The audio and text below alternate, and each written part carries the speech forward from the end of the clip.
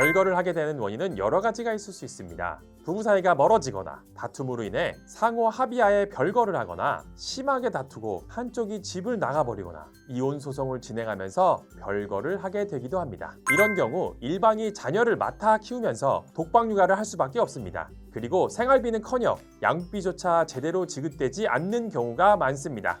안녕하세요. 제대로 이혼합시다. 제대로 이혼학교의 장기봉 변호사입니다. 실제로 이혼하기 전에 별거 중인 경우 아이를 키우는 일방이 타방으로부터 양육비를 받을 수 있는지 문의하시는 분들이 많이 있습니다. 이 질문에 간단히 답을 드리자면 일정한 요건을 충족하여 상황에 맞는 절차를 진행하면 가능합니다. 먼저 이혼 소송 중에 법원의 사전 처분 제도를 통해 별거 중 양육비를 청구할 수 있습니다. 다만 다음에 2가지 요건을 갖춰야 합니다.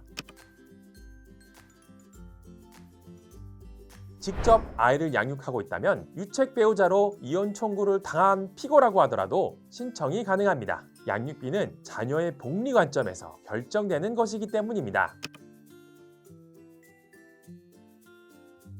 협의 이혼 절차를 진행하면서 사전처분 제도를 활용할 수는 없으며 법원의 재판상 이혼 절차가 계속되고 있어야 합니다. 법원은 이혼 소송 중 양육비 지급 신청이 들어오면 부모 소득, 자녀의 수, 연령 등 양육비 결정에 관한 사항을 고려하여 양육비 지급에 관한 임시 결정을 해줍니다. 따라서 신청 시 양육비 결정과 관련된 사항에 관해서 구체적인 자료를 제시해야 합니다. 다만 임시 결정인 만큼 본 결정보다는 다소 낮은 금액 수준에서 결정될 수 있습니다. 그런데 이혼 소송을 제기하지 않은 상태라고 한다면 양육비를 받기 위해서 부양료 청구 소송을 고려해 볼 수 있습니다. 부부 사이에는 상호 간의 부양 의무가 있습니다. 그리고 이건 별거 중이라고 하더라도 마찬가지입니다. 심지어 실질적으로 혼인관계가 파탄이나 별거 중이라고 하더라도 이혼을 하지 않은 이상 인정될 수 있습니다. 물론 일방이 경제적 자립이 불가능한 상황에 있어야 하므로 요건이 다소 까다로울 수는 있습니다. 무직의 주부라고 하더라도 일을 할 수 있는 능력이 있다면 쉽게 인정되지 않을 수 있죠. 하지만 자녀를 혼자 맡아 키우는 경우라면 자녀에게 들어가는 양육비에 대해서는 부양료 청구가 인정될 여지가 높습니다. 따라서 자신이 혼자 자녀를 맡아 키우고 있고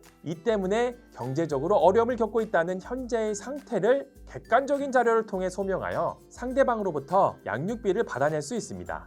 이때 장래의 양육비뿐만 아니라 이미 지나간 과거의 양육비에 대해서도 청구가 가능합니다. 다만 부부가 장기간 별거하여 실질적으로 혼인관계가 파탄이 난 기간이 오래된 경우이거나 혹은 부부가 각각 다른 국가에서 거주하여 서로 왕래할 수 없는 여건이 오랜 기간 계속되어 어느 일방이 자녀를 홀로 책임질 수밖에 없는 상황에서 인정될 수 있는 것이죠. 단순히 별거하였다고 하여 과거의 양육비 청구가 받아들여지는 것은 아닙니다. 그리고 일시에 거액의 과거 양육비를 부담하게 하는 것은 지나치게 가혹할 수 있으므로 보통 과거 양육비 전체 금액이 아니라 일부 금액에 대해서만 인정되고는 합니다. 또한 과거의 양육비인 만큼 소멸시효, 즉 일정 기간이 지나면 권리행사 태만으로 청구권이 소멸하는 문제가 있을 수 있는데요. 최근 자녀가 성년이 된 후로부터 과거 양육비에 대해 10년의 소멸시효가 진행된다는 대법원 판결이 나와서 청구할 수 있는 기간이 넉넉하게 인정되고는 있습니다. 과거 양육비 가액의 산정에 대해서는 별거 당시 자녀들의 나이, 양육 상황, 홀로 양육한 경위와 기간,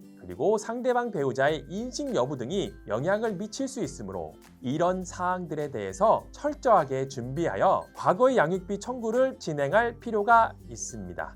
오늘은 이혼하지 않고도 별거 중에 발생한 양육비를 청구하는 법에 대해서 알려드렸는데요. 문의사항이 있으신 분들은 15년 경력의 전문 변호사인 저에게 연락 주시기 바랍니다. 오늘의 영상이 도움이 되셨다면 구독, 좋아요 버튼 눌러주시고요. 이상으로 제대로 이혼학교의 장기봉 변호사였습니다. 감사합니다.